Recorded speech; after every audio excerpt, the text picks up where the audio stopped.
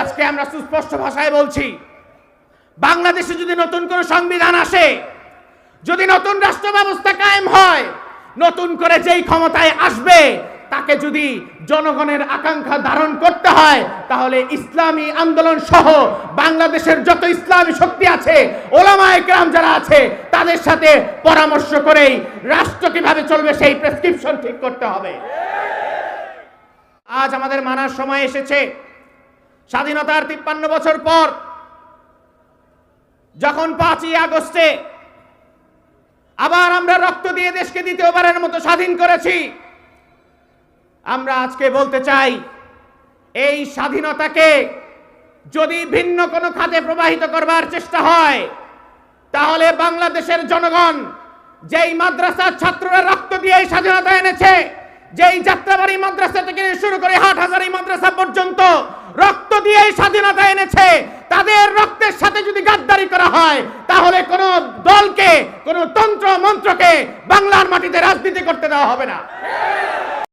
আমরা এই 5ই আগস্টের পর দেখেছি তাদের নগ্ন বিরোধিতা। বাংলাদেশকে অস্থিতিশীল করার জন্য সাম্প্রদায়িক উস্কানি দিয়ে তারা বাংলাদেশকে বারবার অস্থিতিশীল করতে চেয়েছে। এবং নরেন্দ্র মোদী সরাসরি সুস্পষ্টভাবে টুইট করে বলেছে, এই স্বাধীনতা নাকি 71-এর সেই স্বাধীনতা নাকি ভারতের পক্ষের স্বাধীনতা।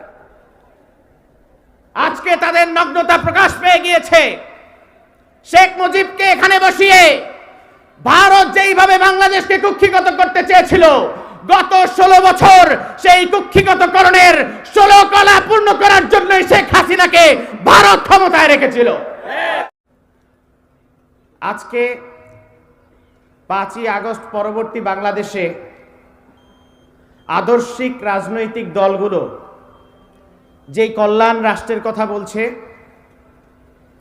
সেই কল্যাণ রাষ্ট্রের কথা আল্লাহ তাআলা পবিত্র কালামে সূরা রা'দের মধ্যে উল্লেখ করে দিয়েছেন। আমরা আজকে অনেক তন্ত্র মন্ত্রের কথা শুনি, অনেক নীতিমালার কথা শুনি, অনেক সংবিধানের অনেক ধারার কথা শুনি, কিন্তু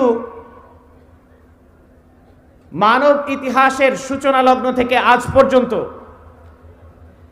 সেই ইতিহাসই টিকে ছিল, সেই নীতিমালাই টিকে ছিল যা মানুষের জন্য কল্যাণকর। ওয়া আম্মা মা ইয়ানফাউন নাস ফায়ামকুসু ফিল আরদ, মানুষের জন্য যা কল্যাণকর তার ব্যাপারেই আল্লাহ তাআলা জমিনে স্থিতিশীলতা দান করেন। আমরা বাংলাদেশের ইতিহাসের 53 বছরের ইতিহাস দেখেছি। আমরা দেখেছি স্বাধীনতার পর থেকে বিভিন্ন দল তাদের আদর্শের রাজনীতি, তাদের জাতীয়তাবাদের রাজনীতি, তাদের ধর্মনিরপেক্ষতাবাদের রাজনীতি, তাদের নিজস্ব মতবাদের নানান রাজনীতি করে এসছে। কিন্তু আজ পর্যন্ত কোনো রাজনীতি, কোনো নীতিমালা, কোনো সংবিধান মানুষের কল্যাণের জন্য, মানব কল্যাণের জন্য বাংলার জমিনে কেউ প্রমাণ দেখাতে পারে নাই। আমার পূর্ববর্তী বক্তারা বলে গিয়েছেন, ওলামায়ে কেরাম বলেছেন, আমরা বারবার শুনছি, আল্লাহ তাআলা যেই কালামুল্লাহর মধ্যে যেই বিধান আমাদেরকে দিয়ে গেছেন, সেই বিধানের উপরে আমরা যদি অন্য কোনো বিধানে সন্তুষ্ট হই, অন্য কোনো জায়গায় যদি আমরা কামিয়াবি খুঁজতে যাই, তাহলে আল্লাহ তাআলার অসন্তুষ্টি আমাদের উপর আসবে এবং আমরা কখনোই কল্যাণের মুখ দেখতে পাবো না। আল্লাহ তাআলা বলেন, আফা হুকমাল জাহিলিয়াতি ইয়াবগুন ওয়া মান আহসানু মিনাল্লাহি হুকমান লিকাওমিন ইউকিনুন, তোমরা কি জাহেলদের বিধিবিধানের উপর সন্তুষ্ট হয়ে গেছো? আল্লাহ তাআলার বিধানের এর চেয়ে সর্বোত্তম বিধান আর কি হতে পারে? আমরা সবকিছুই জানি, কিন্তু আজ আমাদের মানার সময় এসেছে। স্বাধীনতার 53 বছর পর যখন 5ই আগস্টে আবার আমরা রক্ত দিয়ে দেশকে দ্বিতীয়বারের মতো স্বাধীন করেছি, আমরা আজকে বলতে চাই, এই স্বাধীনতাকে যদি ভিন্ন কোনো খাতে প্রবাহিত করবার চেষ্টা হয়, তাহলে বাংলাদেশের জনগণ যেই মাদ্রাসার ছাত্ররা রক্ত দিয়ে এই স্বাধীনতা এনেছে, যেই যাত্রাবাড়ি মাদ্রাসা থেকে শুরু করে হাটহাজারী মাদ্রাসা পর্যন্ত রক্ত দিয়ে স্বাধীনতা এনেছে, তাদের রক্তের সাথে যদি গাদ্দারি করা হয় তাহলে কোন দলকে, কোন তন্ত্র মন্ত্রকে বাংলার মাটিতে রাজনীতি করতে দেওয়া হবে না। আমরা মুজিববাদী সংবিধান দেখেছি, আমরা দেখেছি ৭২-এর সংবিধানে শেখ মুজিব কিভাবে বাংলাদেশের জনগণের ভাগ্য নিয়ে ছিনিমিনি খেলেছিল। বাংলাদেশের এই ইতিহাসকে ভারত তার নিজস্ব ইতিহাস বলে প্রচার করে। আমরা এই ৫ই আগস্টের পর দেখেছি তাদের নগ্ন বিরোধিতা। বাংলাদেশকে অস্থিতিশীল করার জন্য সাম্প্রদায়িক উস্কানি দিয়ে তারা বাংলাদেশকে বারবার অস্থিতিশীল করতে চেয়েছে। এবং নরেন্দ্র মোদী সরাসরি সুস্পষ্টভাবে টুইট করে বলেছে এই স্বাধীনতা নাকি ৭১-এর সেই স্বাধীনতা নাকি ভারতের পক্ষের স্বাধীনতা। আজকে তাদের নগ্নতা প্রকাশ পেয়ে গিয়েছে। শেখ মুজিবকে এখানে বসিয়ে ভারত যেইভাবে বাংলাদেশকে কুক্ষিগত করতে চেয়েছিল, গত ১৬ বছর সেই কুক্ষিগতকরণের ১৬ কলা পূর্ণ করার জন্য শেখ হাসিনাকে ভারত ক্ষমতায় রেখেছিল। আজকে আমরা সুস্পষ্টভাবে বলতে চাই, আমরা ৫ই আগস্টের আগে বৈষম্য বিরোধী ছাত্র আন্দোলনের পক্ষ থেকে যে এক দফা দাবি ঘোষণা করেছিলাম, ফ্যাসিবাদী ব্যবস্থার বিলোপ এবং নতুন রাজনৈতিক বন্দোবস্ত কায়েম করতে হবে। এখানে কোন ফ্যাসিবাদ পতনের পরে নতুন করে কোন দলকে ফ্যাসিবাদী হতে দেওয়া হবে না।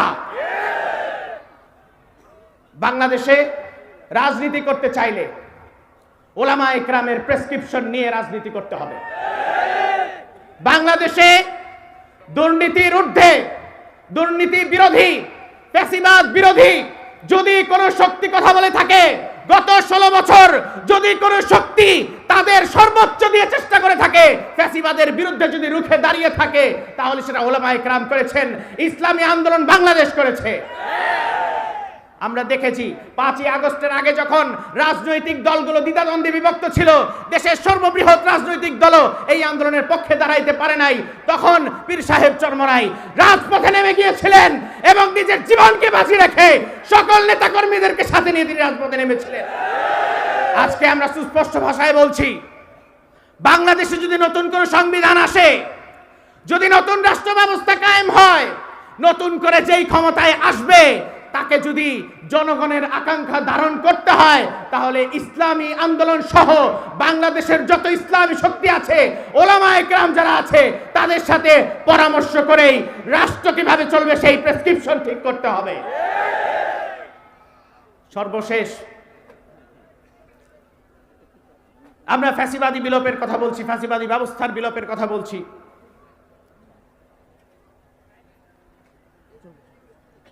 কিন্তু সেই ফ্যাসিবাদী ব্যবস্থার বিলোপের জন্য